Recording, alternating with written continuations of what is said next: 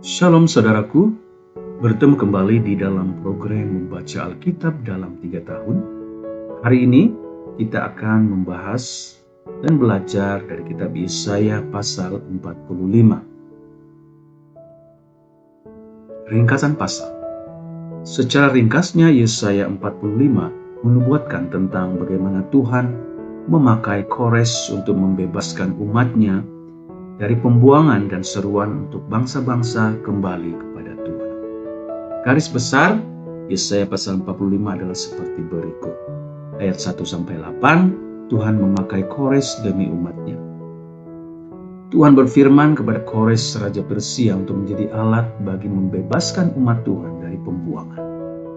Kores akan mengalahkan bangsa-bangsa dan melucuti raja-raja karena Tuhan sendiri yang akan mengalahkan bangsa-bangsa dan membuat Kores kaya. Tujuan Tuhan adalah supaya bangsa-bangsa mengetahui bahwa Dialah Tuhan dan tidak ada Allah yang lain. Ayat 9-13, Tuhan adalah Sang Pencipta yang menggerakkan Kores untuk maksud penyelamatan. Celakalah orang yang berbantah dengan Penciptanya karena apa yang bakal dilakukannya. Tuhanlah Pencipta segalanya dan Dia berkuasa menggerakkan Kores dan tentaranya untuk melepaskan umat Tuhan dari pembuangan. Ayat 14-19, Tuhan akan memperkaya dan memperkuat Kores.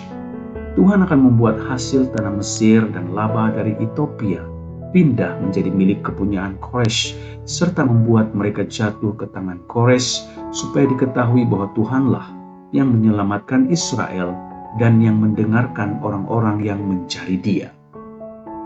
Ayat 20-25, seruan kepada bangsa-bangsa supaya kembali kepada Tuhan. Ia meyakinkan kesia-siaan dewa berhala dengan kuasanya yang menyelamatkan. Tidak ada Allah lain yang dapat menandinginya karena kemampuannya untuk menyelamatkan bangsa yang menyembahnya. Kepada siapakah berita ini ditujukan? Yaitu kepada bangsa Israel yang tercerai-berai oleh pembuangan, namun juga kepada seluruh bangsa. Mereka diminta untuk kembali kepada Tuhan, Allah yang sejati itu, untuk dapat diselamatkan karena Dia setia akan janjinya.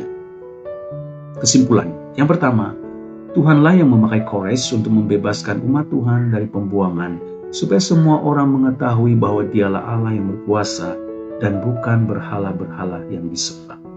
Tuhan menyeru supaya orang-orang Israel yang terserah ke pembuangan kembali kepadanya, termasuklah semua bangsa, karena Dialah satu-satunya penyelamat yang benar.